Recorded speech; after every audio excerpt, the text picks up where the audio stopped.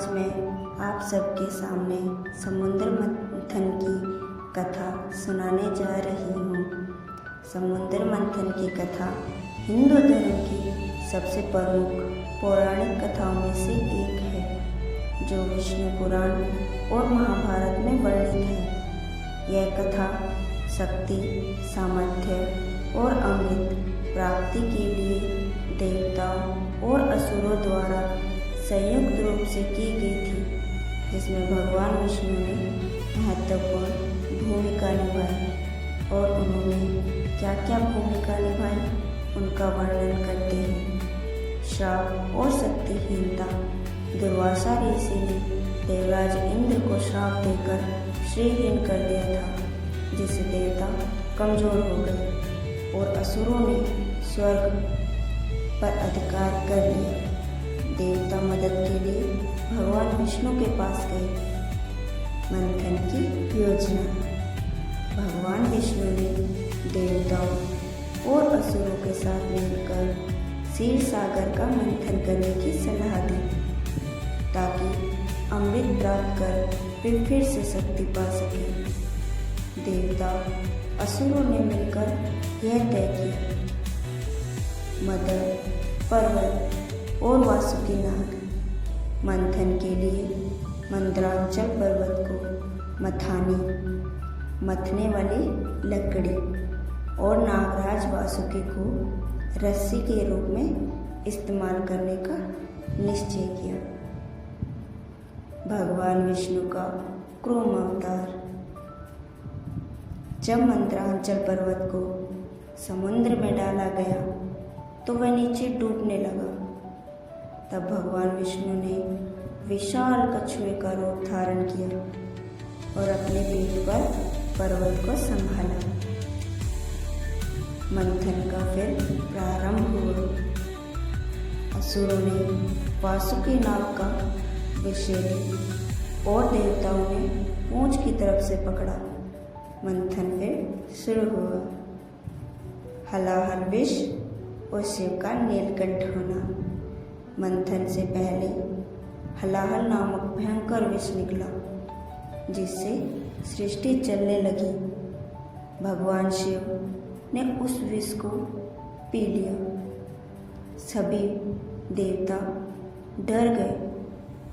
कोई भी उस विष को पकड़ने के लिए तैयार नहीं था, परंतु भगवान शिव ने उस विष को लिया और उस विष को पी लिया और अपने गले में धारण किया, जिससे उनका गला नीला पड़ गया और वे नीलकंठ कहलाए।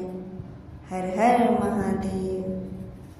माता पार्वती ने उनके गले पर हाथ रख दिया था, जिससे वो विषैला विष भगवान शिव के अंदर नहीं जा सका और वो विष भगवान शिव शंकर के गले में नीलकंठ रूप में कहलाया।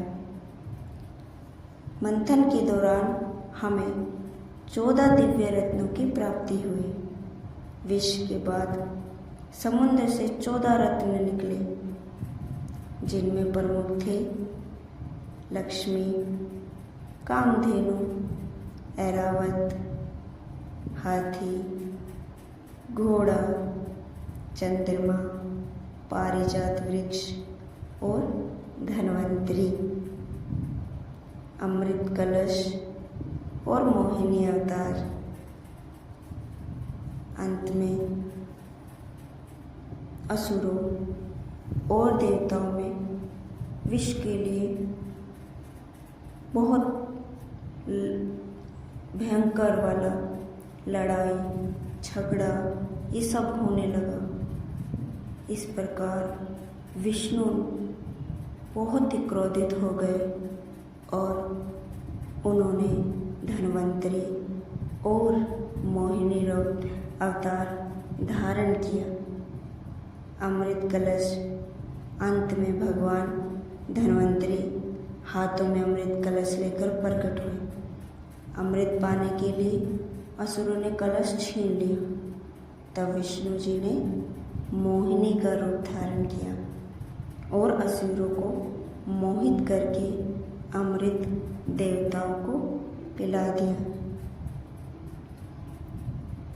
देवताओं को अमृत पिलाने के बाद सभी असुर क्रोधित हो गए और उनमें राहु केतु का भी जन्म हुआ।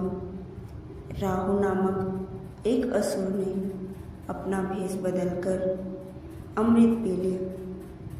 यह सभी देवता उसे देख रहे थे। तब भगवान विष्णु जी ने अपने सुदर्शन चक्र से उसकी गर्दन को काट दिया, जिससे राहु और केतु का जन्म हुआ। देवताओं की इस प्रकार विजय हुई।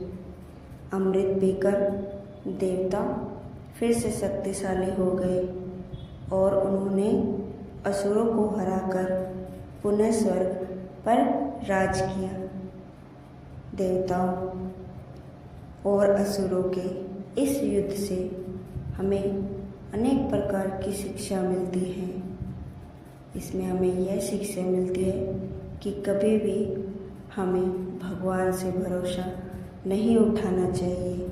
यह कथा हमें यह सिखलाती है कि जितना भी बड़ा लक्ष्य पाने के लिए कठिन परिश्रम, विपरीत परिस्थितियों को झेलना और सही योजना की आवश्यकता होती है।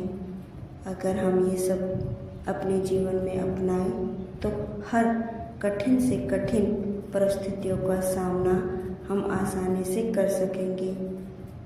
इसीलिए आपको यह मेरी समुद्र